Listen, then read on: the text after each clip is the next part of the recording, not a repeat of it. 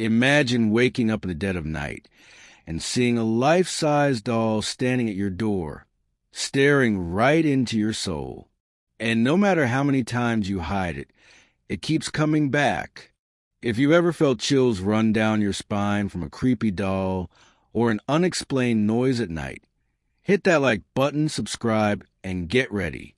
Because today, I'm sharing a true story. Hello, my name is Zion. When I was 9 years old when it began. 2009. We had just moved into a shared house in Brazil. Small, a little cramped, but it was home. I shared a room with my younger brother, just 7 at the time. I remember how hot and sticky those summer nights felt, the old fan creaking, and our small TV always playing some soap opera or late-night cartoons. We were kids, with nothing to worry about, or so we thought. One day, my mom's friend called. Her daughter was giving away old toys, and among them was a doll. Not just any doll, but a nearly life-size singer doll of Vanessa Camargo. I didn't know who she was then. All I knew was that the doll was big and it was free. I jumped on my bike and went to pick it up. It was taller than most of my toys, nearly my height, and though it looked a bit rough, with chopped bangs and a creepy frozen smile, I didn't care. I named her Nessa. When I first brought her home, I didn't think much of her weird, glassy gaze. She just joined the pile of my other dolls, sitting in a corner, forgotten. But things changed the moment I started watching a new show, RBR, the Brazilian version of Rebelled. I got obsessed. My mom even made me a costume just like the show's characters. I dressed up Nessa to match and played with her every night while watching TV. That's when the darkness started creeping in. One night, out of nowhere, I felt a strange urge, as if someone else was inside me. I grabbed my mom's red lipstick and started scribbling all over Nessa's face and body. I scratched and smeared it like I was in a trance. When I snapped out of it, I felt sick to my stomach. Why did I do that? I cleaned her up as best I could, dressed her, and left her on the living room sofa. I went to bed trying to forget what I had just done. At around 3 a.m., I woke up. My eyes snapped to the door, and there she was, Nessa, not lying down like I left her, standing upright. Her empty eyes locked onto mine. My blood turned to ice. But somehow, my exhaustion won, and I turned over, forcing myself to sleep. The next morning, my mom casually mentioned she got startled during the night. She said it looked like a real person sitting on the sofa. I laughed it off. Maybe I was dreaming, right? But that night, it happened again. I played with Nessa, left her lying down on the sofa, and went to bed. Like clockwork, at 3 a.m., I woke up. This time, she was sitting upright again, but now one of her arms was dangling off the edge, almost as if she was about to climb down. My heart pounded so loudly I thought it would wake my brother. But I turned around and shut my eyes tight. Night 3 was the breaking point. Same routine. 3 a.m. But this time, Nessa was almost on the ground, like I had caught her mid-crawl toward me. I screamed. I screamed so hard my mother ran in, her face pale and worried. I tried to explain, but she just shook her head, convinced it was a nightmare. She moved the doll to a hidden spot behind the sofa where I couldn't see it from my bed. That night, I eventually drifted off, but every creak and every whisper of wind felt like her footsteps. The next morning, I went into the living room and saw just the top of Nessa's head peeking over the sofa. My body locked up. Tears welled up in my eyes. I didn't dare get closer. Instead, I tiptoed around, making my breakfast with my eyes fixed on her every second. I knew she was watching me. For a while, things calmed down.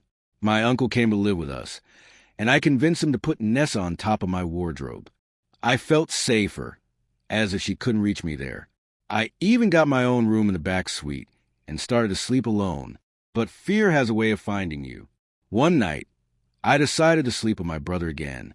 We were drifting off when, thud, something heavy crashed onto me from above. It was Nessa. I screamed so loud the entire house shook. Everyone rushed in, laughing nervously, trying to calm me down, but there was no way she could have fallen on her own. Nothing else was near her. No drafts, no bumps, nothing. That was it. I refused to touch her ever again. I moved to the back suite permanently. But when I woke up the next morning, my brother had climbed into my bed. He told my mom someone was lying in his bed at night, rustling his blanket, making soft, eerie sounds. I knew exactly who it was. We decided to put Nessa in a corner among other toys. I clearly remember dressing her up, making sure she was sitting neatly. But when I came back to sleep with my brother again, too terrified to be alone, everything seemed fine. Until the next morning.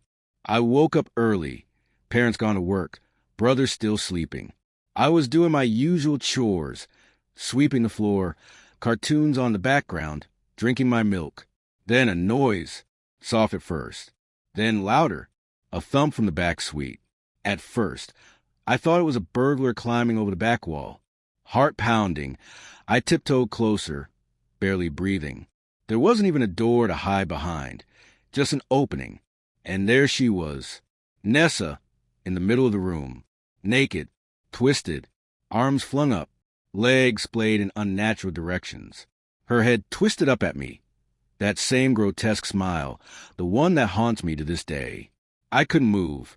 My hands shook so badly I nearly dropped my cup. Then, like something snapped inside me, I bolted forward, grabbed her by the hair, and dragged her to the front yard. I threw her as far as I could and slammed the door shut behind me, locking every possible entry point. When my mom came home, I was pale, shaking, and almost unable to speak. I demanded we burn her, but instead she took Nessa to her kindergarten class, thinking she could be useful as a toy. I wanted to scream, but I felt relieved that she was finally out of the house. To be safe, I burned all my other dolls. Barbies, baby dolls, every single one. Almost a year later, I went to a festival at my mom's work, and there she was, Nessa. The kids had destroyed her by then, ripped her apart. But even in pieces, that lifeless gaze felt like it was following me.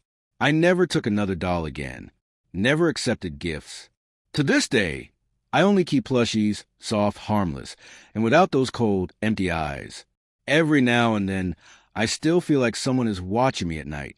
And when I do, I remember Nessa, and that smile. Seeing her destroyed at the festival should have felt like victory. But somehow it didn't. Maybe the damage was already done.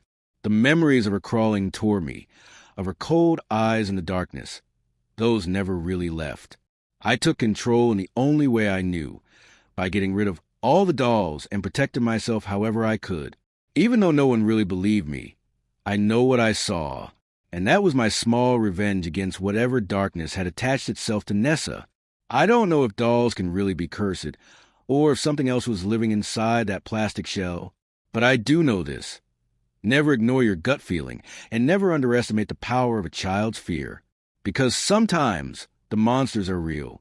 If this story gave you chills, smash that like button, and subscribe for more horrifying true stories. And tell me in the comments, would you have kept Nessa or burned her right away? See you in the next nightmare.